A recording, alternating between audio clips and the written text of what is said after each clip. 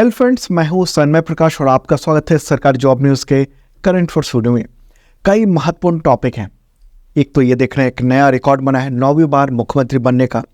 इसके बारे में पूरा डिटेल बताएंगे आपको। दूसरा और तीसरा स्थान किस सीएम का है। बार बार गठबंधन बदलकर चीफ मिनिस्टर ये बन रहे हैं। दल बदल कानून पर भी चर्चा शुरू हुई है। कानून के पुनर्विचार मतलब उसमें चेंजेस करने के लिए एक समिति का गठन किया गया है, ये भी महत्वपूर्ण है। 69th फिल्म फेयर अवार्ड है और भी कई टॉपिक है, सब पर बात करेंगे दोस्तों। तो शुरू करते हैं। और हाँ, आपसे अपील है, अगर आपने अब तक इस चैनल को सब्सक्राइब नहीं किया तो ज़रूर करें और बेल आइकन दबाएंगे तो नोटिफिकेशन आपको वक्त पे मिल सकेगा और पसंद आए तो लाइक बटन दबा देना। क्वेश्चन लेते हैं सबसे महत्वपूर्ण। किस राजनेता ने 9वीं बार मुख्यमंत्री पद की शपथ लेने का नया रिकॉर्ड बनाया? आंसर होगा नीतीश कुमार, बिहार के मुख्यमंत्री नीतीश कुमार। और उनकी पार्टी का क्या नाम है? जनता दल यूनाइटेड, जदयू।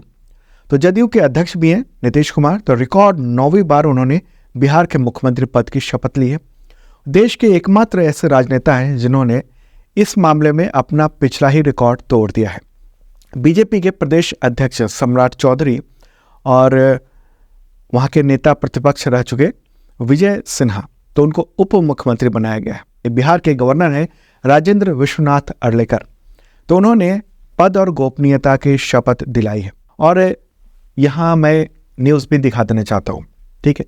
द हिंदू का न्यूज़ है कि कैसे बिहार में पॉलिटिकल क्राइसिस हुई है और फिर से नीतीश कुमार ने शपथ लिया है। दूसरे में यहाँ न्यूज़ में यहाँ लिखा हुआ है, JDU president Nitish Kumar has taken oath as chief minister of Bihar for a record 9th time. मतलब एक रिकॉर्ड बना है भारत में सबसे ज़्यादा बार मुख्यमंत्री बनने का, या सबसे ज़्यादा बार चीफ मिनिस्टर की पद की शपथ लेने का। आगे और भी बताएंगे हम कि अगर हम देखेंगे कि ईयर में सबसे ज़्यादा साल तक कौन रहे हैं वो भी बताएंगे आपको, ठीक है। तो यहाँ क्या बात कर रहे हैं, पहले ये देख लेते हैं, ठीक है, कि कौन कौन है फर्स्ट और सेकेंड और थर्ड पे, तो आगे बताएंगे आपको। तो सबसे ज़्यादा बार सीएम पद की शपथ नीतीश कुमार 9 बार, और अब तक उनका मुख्यमंत्री का जो कार्यकाल है ना वो 17 साल से कुछ दिन ज़्यादा रहा है। ओके, सेकेंड स्थान पर कौन रहे हैं? तो वीरभद्र सिंह, हिमाचल प्रदेश के पूर्व चीफ मिनिस्टर, वो 6 बार मुख्यमंत्री बने थे और 21 साल तक वो मुख्यमंत्री रहे। फिर स्थान है जयललिता का, मतलब दूसरे स्थान पर ही जयललिता भी, तमिलनाडु की पूर्व सीएम, और वो 14 साल तक चीफ मिनिस्टर थी और 6 बार वो मुख्यमंत्री बनी थी, ठीक है। और इसके बाद 5 बार तो कई नेता वो मुख्यमंत्री बने थे, लेकिन ये 9 बार मुख्यमंत्री बनना एक बड़ी बात है, ठीक है। अब ये देख लेते हैं कि सबसे ज़्यादा समय तक सीएम का रिकॉर्ड क्या है। यहाँ तो बात कर ली, क्योंकि जब हम सबसे ज़्यादा बार सीएम पद की शपथ की बात कर रहे हैं तो ये भी देख लेते हैं कि सबसे ज़्यादा समय तक सीएम कौन रहा है, ठीक है। इनके पास रिकॉर्ड है 9 बार मुख्यमंत्री बनने का, यानी 9 बार शपथ लेने का, लेकिन वर्ष देखेंगे तो मात्र 17 साल का ही है। लेकिन सबसे ज़्यादा अगर समय तक चीफ मिनिस्टर बनने का अभी तक का रिकॉर्ड है वो है पवन कुमार चामलिंग का। सिक्किम के मुख्यमंत्री थे काफ़ी पहले, 5 बार में कुल 24 साल 166 दिन तक वो मुख्यमंत्री रहे थे, ठीक है। दूसरा स्थान नवीन पटनायक का है, ओडिशा के चीफ मिनिस्टर, 5 बार में लगभग 24 साल, मतलब 24 साल से थोड़ा सा कम ये रिकॉर्ड रहा है, ठीक है। तीसरे स्थान पर ज्योति बसु, 5 बार में कुल 23 साल 137 दिन। चौथे स्थान पर गेगोंग अपांग, अरुणाचल प्रदेश के पूर्व मुख्यमंत्री, 5 बार में 22 साल 250 दिन, ठीक है। और फिर ललथनहावला, मिजोरम के पूर्व मुख्यमंत्री, 5 बार में कुल 22 साल 60 दिन मुख्यमंत्री रहे हैं, ठीक है। तो ये तो एक एक्स्ट्रा नॉलेज की बात मैंने बता दी। और इसमें जो महत्वपूर्ण ये था कि 9 बार इन्होंने शपथ ली। दोनों अलग अलग है, क्लियर हो गई होगी बात मेरे कहने का मतलब। तो अब क्या हुआ है कि उन्होंने महागठबंधन को छोड़ दिया है 9वीं बार मुख्यमंत्री बनने के लिए, ठीक है। और अगर हम देखेंगे ना कि मतलब टोटल 14 साल के मुख्यमंत्री के कार्यकाल में उन्होंने 9 बार शपथ ली है। अब पिछले 10 साल में ही 5 बार वो चीफ मिनिस्टर बन चुके हैं। 9 बार के कार्यकाल में जदयू को बहुमत नहीं मिला, तो कभी एनडीए के साथ अलायंस बनाया और फिर कभी महागठबंधन के साथ। पिछली बार जो महागठबंधन की सरकार थी उसमें जनता दल, यूनाइटेड, आरजेडी, कांग्रेस, वाम दल थे। डिप्टी चीफ मिनिस्टर कौन? तेजस्वी यादव थे। और अब एनडीए की सरकार बनी है, एनडीए में चले गए हैं, वो बीजेपी प्लस के साथ वो चले आए हैं और जेडीयू के पास महज 45 विधायक हैं और इसके बावजूद वो मुख्यमंत्री बने हैं और पिछले कई बार से बनते जा रहे हैं। ठीक है, और पिछले कई सालों से बिहार में नीतीश कुमार किंग मेकर नहीं, खुद किंग बनते आ रहे हैं। ओके, और अब ये देख लेते हैं कि इनके बारे में कि कब कब वो मुख्यमंत्री बने हैं, क्योंकि एक अलग तरह की राजनीतिक घटना है इस देश की, आपके एग्जामिनेशन के लिए भी महत्वपूर्ण है। तो पहली बार सन 2000 में बने थे, मात्र 7 दिनों के लिए, ठीक है, एनडीए के समर्थन से। दूसरी बार 2005 से 10 तक एनडीए के समर्थन से चीफ मिनिस्टर रहे। तीसरी बार 2010 से 13 तक एनडीए के समर्थन से ये चीफ मिनिस्टर रहे। फिर 2013-14 में एनडीए के समर्थन से ही चीफ मिनिस्टर रहे। फिर क्या हुआ, उन्होंने पाला बदला, एनडीए छोड़ के महागठबंधन में शामिल हुए, राजद प्लस, ठीक है, 2015 से 17 तक चीफ मिनिस्टर रहे।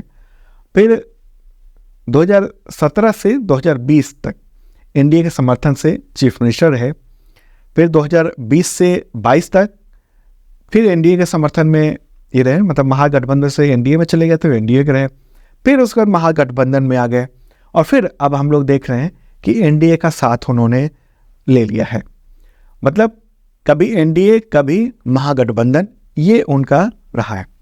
नीतीश कुमार के बारे में और बताएं, वैसे उन्होंने इंजीनियरिंग किया हुआ, इंजीनियरिंग ग्रेजुएट हैं और 1974-75 के दौरान जब जेपी आंदोलन हुआ था, इमरजेंसी के समय की बात है, तो उस दौरान जो शुरुआती राजनीति उन्होंने की थी तो लालू प्रसाद यादव और जॉर्ज फर्नांडिस उनकी छत्र छाया में ही की थी। बाद में जब लालू प्रसाद यादव चीफ मिनिस्टर बने थे, यानी शुरुआती दौर में ही, तो उनके साथ रहे। बाद में फिर वो अलग हो गए। 1994 में नीतीश कुमार और जॉर्ज फर्नांडिस ने समता पार्टी का गठन किया था और इसके बाद इसका विलय कर दिया था जनता दल में। फिर जनता दल भी टूट गया और जनता दल एक बन गया जनता दल यूनाइटेड और एक बन गया जनता दल सेकुलर वाला, यानी कर्नाटक में जो देवगौड़ा हैं वो सेकुलर वाले हैं, जनता दल सेकुलर, और ये नीतीश कुमार जनता दल यूनाइटेड, ठीक है, और अपनी पार्टी के लगातार सबसे प्रमुख लीडर रहे हैं।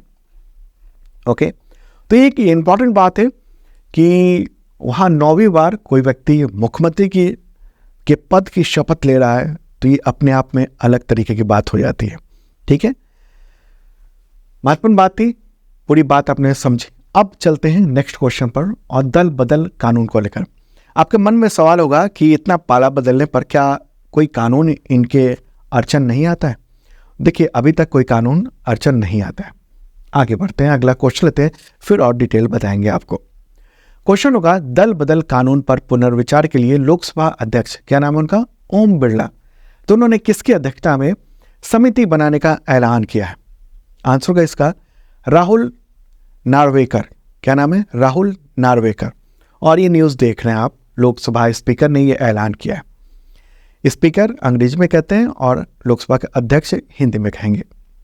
तो महाराष्ट्र विधानसभा के वो अध्यक्ष हैं राहुल नार्वेकर। ठीक है, तो ये रहा फोटोग्राफ इनका। इन्हीं की अध्यक्षता में एक समिति बनाने का ऐलान किया गया है। देखिए, लोकसभा अध्यक्ष ओम बिरला जो है ना, वो 28 जनवरी को महाराष्ट्र में थे और महाराष्ट्र में क्या है, 84th अखिल भारतीय पीठासीन अधिकारी सम्मेलन आयोजित किया गया था। मतलब कि जो तमाम विधानसभा या विधान परिषद, उन सब में जो पीठासीन अधिकारी होते हैं, तो उन सब के एक जगह सम्मेलन किया गया था और वो महाराष्ट्र में। तो उसी के दौरान यहाँ पर देख रहे हैं, ये बैठे हैं ओम बिरला, तो उन्होंने ये ऐलान किया कि दल बदल कानून जो है ना, उस पर पुनर्विचार करने के लिए, क्योंकि वो उसकी प्रासंगिकता जो है ना, वो देखने को मिल रही है कि वो कम होती जा रही है। मतलब वो अपना मतलब दल बदल जो कानून है उसके दाएं बाएं से निकल के ये सारे काम हो रहे हैं, दल बदल का काम हो रहा है पूरा रास्ता निकाल के, तो इसको लेकर किया जा रहा है। अब सवाल ये होता है कि दल बदल कानून है क्या। तो देखिए हुआ ये था 1967 में हरियाणा के विधायक गया लाल एक ही दिन में उन्होंने 3 बार पार्टी बदल दी थी और उसके बाद से राजनीति में आया राम गया राम की कहावत शुरू हो गई थी। तो पद और पैसे के लालच से होने वाले जो दल बदल है उसको रोकने के लिए राजीव गांधी की सरकार ने 1985 में दल बदल कानून, मतलब वो संसद में विधेयक लेकर आई थी सरकार, राजीव गांधी की सरकार, और फिर पारित हो गया था। और फिर ये संविधान की 10वीं अनुसूची में ये निर्वाचित और मनोनीत सदस्यों को उनके राजनीतिक दल से दल बदल की रोकथाम के लिए ये पूरा प्रावधान किया गया था। और इसमें यह है कि विधायकों के पाला बदलने को लेकर बहुत ही कड़े प्रावधान बनाए गए थे। तो आयोग घोषित किन बातों की वजह से किया जा सकता है? अगर कोई विधायक या सांसद या जनप्रतिनिधि अपनी मर्जी से पार्टी की सदस्यता छोड़कर दूसरी पार्टी ज्वाइन कर लेता है तो वो दल बदल कानून के तहत सदन से, मतलब उसकी सदस्यता जो है वो जा सकती है। ये प्रावधान रखा गया है उसमें, ठीक है। अगर कोई सदस्य सदन में किसी मुद्दे पर मतदान के समय अपनी पार्टी के व्हिप का पालन नहीं करता है तब भी उसकी सदस्यता जा सकती है, ठीक है। मूल रूप से ये 2 चीज़ हैं। हालांकि इसमें किसी पार्टी के द्वारा बनाए गए गठबंधन को छोड़ने या जोड़ने को लेकर कोई कार्रवाई का प्रावधान नहीं किया गया है। जैसे कि अभी आपके मन में सोच रहे होंगे कि नीतीश कुमार जब इतनी बार वो कभी इस गठबंधन कभी उस गठबंधन, तो कोई उसमें कोई रोक नहीं है। देखिए अभी तक कोई रोक नहीं है, ठीक है। दल बदल कानून जो है वो केवल एक पार्टी को लेकर होती है। उस पार्टी से अगर कोई व्यक्ति दूसरी तरफ चला जाता है तो कार्रवाई हो सकती है। लेकिन उसमें भी है कि अगर समूह में यानी 1/3 से ज़्यादा अगर उसके सदस्य दूसरी पार्टी में चले जाते हैं या अलग पार्टी बना लेते हैं तो भी कोई कार्रवाई नहीं हो सकती है, ठीक है। तो ये सब प्रावधान जो है ना वो किए गए हैं। तो ये कार्टून भी देखा अपने, इधर चला मैं उधर चला, तो इसी को रोकने के लिए ये कानून किया गया था। अच्छा, किसको शक्ति है? देखिए कानून के अनुसार सदन के अध्यक्ष के पास सदस्य को अयोग्य करार देने की शक्ति है, ठीक है। अगर कोई शिकायत होती है तो इसको लेकर इस पर निर्णय करने का अधिकार है सदन के अध्यक्ष को। अभी वर्तमान हालात में दल बदल कानून जो है वो काफ़ी चर्चा में रहा है। क्यों चर्चा में रहा है? क्योंकि पिछले कुछ वक्त से हम लोग ने देखा है, एक तो मध्य प्रदेश में, अभी चुनाव से पहले की बात कर रहा हूँ मैं, वहाँ मध्य प्रदेश में किसकी सरकार थी? कांग्रेस की सरकार थी। तो वहाँ से बड़े पैमाने पर जो विधायक थे वो चले गए और बीजेपी में शामिल हो गए। तो उसमें दल बदल कानून जो है ना वो आड़े नहीं आया क्योंकि एक बड़ी संख्या में जो विधायक थे वो दूसरी तरफ चले गए। महाराष्ट्र में ये देखने को मिला है, महाराष्ट्र में, कि एक पूरी पार्टी शिवसेना वो 2 टुकड़े में हो गई। और किस तरीके से जो पहले महाअघाड़ी सरकार थी जिसमें कांग्रेस, शिवसेना और भी कई पार्टियां थीं, उससे अलग होकर एक शिवसेना 2 टुकड़े में बंटकर और बीजेपी और अलायंस यानी एनडीए के साथ उसने सरकार बना ली।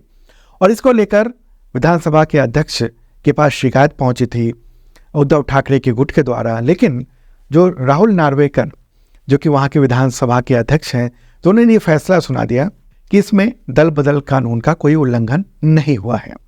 ओके, तो अब क्या देख रहे हैं हम लोग कि उन्हीं को अध्यक्ष बनाया गया जा रहा है इस कमेटी का। चलिए आगे बढ़ते हैं, अगला क्वेश्चन लेते हैं। उससे पहले आपको इन्फॉर्म कर दूं कि इस करंट अफेयर्स का PDF हिंदी और इंग्लिश दोनों लैंग्वेज में अवेलेबल है सरकार जॉब न्यूज़ के ऐप पर। ऐप का लिंक इस वीडियो के डिस्क्रिप्शन में दिया हुआ है। ओके, और हाँ, तमाम एग्जामिनेशन की तैयारी करते हैं तो करंट अफेयर्स के लिए आप ये मेंबरशिप प्लान अपना सकते हैं और इसके ज़रिए IAS, PCS और तमाम एग्जामिनेशंस के करंट अफेयर्स की तैयारी हो सकती है।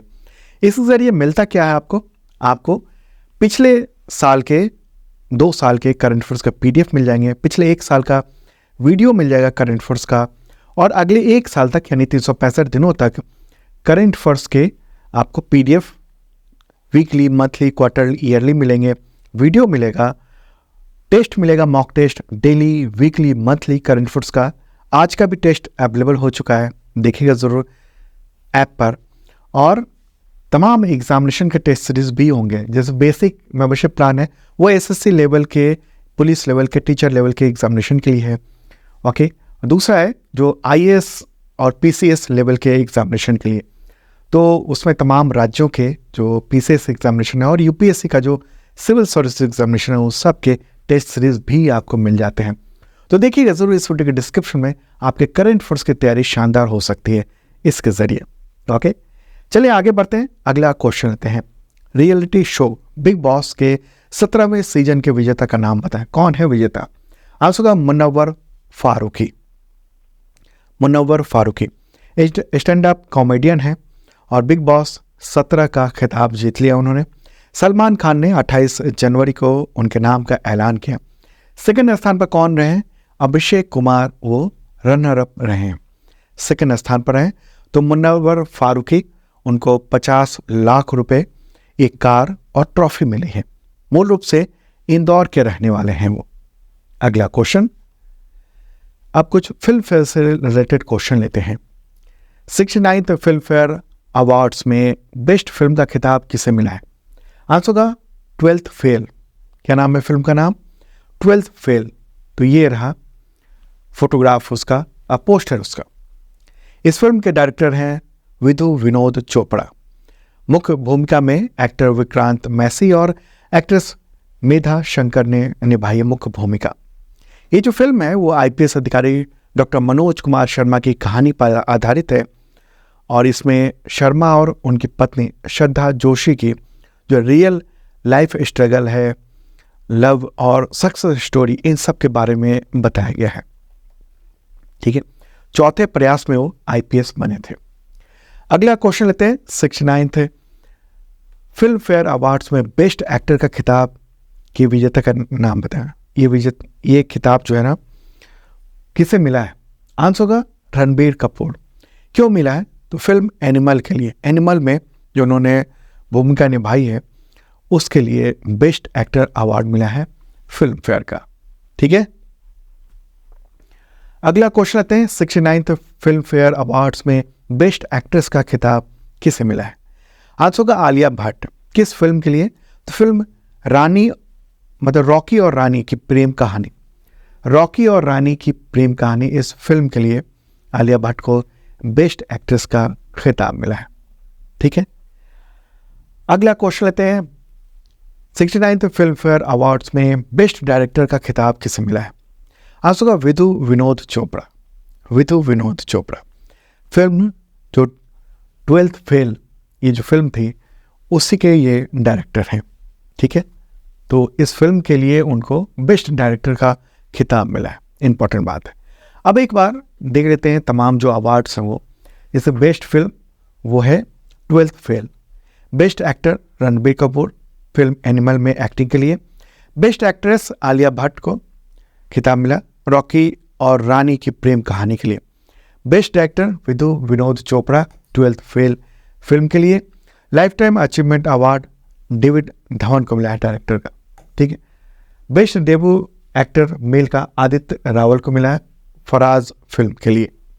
बेस्ट डेब्यू एक्ट्रेस फीमेल का अवार्ड मिला है फर्रे फिल्म के लिए अलीजे अग्निहोत्री को। बेस्ट डेब्यू डायरेक्टर का खिताब मिला है तरुण टूडेजा को फिल्म धक धक के लिए। बाकी अलग अलग ये अवार्ड हैं, उतने महत्वपूर्ण नहीं है। ये सब जो मैंने बताया वो ज़रूरी थे। अब आगे बढ़ते हैं, अगले टॉपिक पे चलते हैं। क्वेश्चन होगा, भारतीय नौसेना के किस युद्धपोत की मदद से अदन की खाड़ी में वाणिज्यिक जहाज में लगी आग पर काबू पाया गया है? आंसर होगा आईएनएस विशाखापत्तनम। आईएनएस विशाखापत्तनम। देखिए मैप के थ्रू बता रहा हूं आपको। ये लाल सागर, ठीक है, यह है यमन। यमन में हूती विद्रोही है और यह है गल्फ ऑफ ओमान। ठीक है, वह यह कि 26 जनवरी को यमन के पास ही है अदन की खाड़ी में एक जहाज गुजर रहा था। ब्रिटिश कंपनी का जहाज है ये, उसका नाम है MV मर्लिन। तो उस पर आग लग गई थी। क्यों आग लगी? क्योंकि उस पर हमला हुआ था मिसाइल से या ड्रोन से हमला हुआ था। और उसके बाद वहाँ बहुत ही तेज आग लगी थी और वो आग बढ़ती जा रही थी। इसमें 22 क्रू मेंबर भारतीय थे और 23वां सदस्य बांग्लादेशी था। अटैक के तुरंत बाद जहाज ने मदद के लिए सिग्नल भेजा और उसके बाद भारतीय नौसेना ने INS विशाखापट्टनम को मदद के लिए भेजा वहाँ पर। और INS विशाखापट्टनम में जो फायर फाइटर टीम है तो उसने जहाज पर लगी जो आग है उस पर काबू पा लिया। ठीक है, देखिए जब से फिलिस्तीन के गजा पर, यहाँ जो गजा है और ये है इजराइल, तो इजराइल ने गजा पर जब से हमला किया ना, तब से यमन में जो हुती विद्रोही हैं वो इजराइल, ब्रिटेन, अमेरिका, इन सब से रिलेटेड जो भी जहाज जा रहे हैं उस पर वो हमला कर दे रहे हैं। ये हुआ है। तो भारतीय नौसेना ने एक शानदार काम किया है। भारतीय नौसेना के चीफ कौन है, अध्यक्ष कौन है? Admiral R Harikumar. आगे बढ़ते हैं, अगला क्वेश्चन। ग्रैंड स्लैम जीतने वाले सबसे उम्रदराज भारतीय खिलाड़ी कौन बन गए हैं? आंसर होगा रोहन बोपन्ना। कौन है? रोहन बोपन्ना। ये न्यूज़ देख लीजिए आप। ठीक है, 43 ईयर के हैं और 27 जनवरी को उन्होंने जोरदार ये खेल खेला टेनिस में। और उनके जो जोड़ीदार मैथ्यू एबडिन तो ऑस्ट्रेलिया ही हैं, उनके साथ मिलकर ऑस्ट्रेलियन ओपन का मेंस डबल्स यानी पुरुष डबल्स तो उसका टाइटल जीत लिया। 43 ईयर के हैं वो और शानदार काम किया उन्होंने। ठीक है, और उन्होंने 2010 और 2023 में US ओपन जीता था। 2017 में मिक्स डबल फ्रेंच ओपन भी जीता था और अभी ऑस्ट्रेलियन ओपन का जो पुरुष युगल है वो खिताब जीत लिया। आगे बढ़ते हैं, अगला क्वेश्चन। इंटरनेशनल क्रिकेट काउंसिल यानी ICC ने भारतीय किस पड़ोसी देश के क्रिकेट बोर्ड पर लगा प्रतिबंध हटा दिया? आंसर होगा श्रीलंका। श्रीलंका पर प्रतिबंध लगा था, आपको पता होगा, तो वो अब हटा दिया गया है 28 जनवरी को। कब प्रतिबंध लगा था, बैन लगा था? तो 10 नवंबर को लगा था श्रीलंकन क्रिकेट बोर्ड पर ये प्रतिबंध। उस वक्त वर्ल्ड कप चल रहा था। ठीक है, भारत के खिलाफ श्रीलंका को करारी हार मिली थी उस वक्त। और उसी के दौरान क्या हुआ, श्रीलंका के जो खेल मंत्री रोशन रणसिंघे है, उन्होंने पूरे श्रीलंका क्रिकेट बोर्ड को ही भंग कर दिया था, बर्खास्त कर दिया था। और उसकी जगह पूर्व कप्तान अर्जुन रणतुंगा की अध्यक्षता में एक अंतरिम कमेटी बना दी थी। हालांकि इस कदम पर ये ICC ने आपत्ति जताई, कहा कि खेल में राजनीति शामिल नहीं होनी चाहिए। ठीक है, अब बाद में अदालत ने सरकार के फैसले पर रोक लगा दी थी और अब ICC ने प्रतिबंध हटा दिया। तो श्रीलंकन क्रिकेट टीम की बात हो रही है, श्रीलंका की भी बात कर लेते हैं। राष्ट्रपति हैं रानिल विक्रमसिंघे, प्राइम मिनिस्टर हैं दिनेश गुणवर्धने। राजधानी 2 है, एक है श्री जयवर्धने पूरा कोट्टे। ठीक है, वो विधायी राजधानी है। और कोलंबो जो है वो कार्यकारी और न्यायिक राजधानी है। तो ये था इंपॉर्टेंट करंट अफेयर्स। जिन लोगों ने इस चैनल को सब्सक्राइब नहीं किया वो ज़रूर करें। और यहाँ पर करंट अफेयर्स की शानदार तैयारी होती है, डेली का वीडियो देखते रहिए। ओके, फिर कल मिलेंगे मॉर्निंग को और कल का जो कंटेंट होगा बहुत ही महत्वपूर्ण होने वाला है। पद्म अवार्ड से रिलेटेड स्पेशल वीडियो होगा कल के करंट अफेयर्स में। Okay, bye.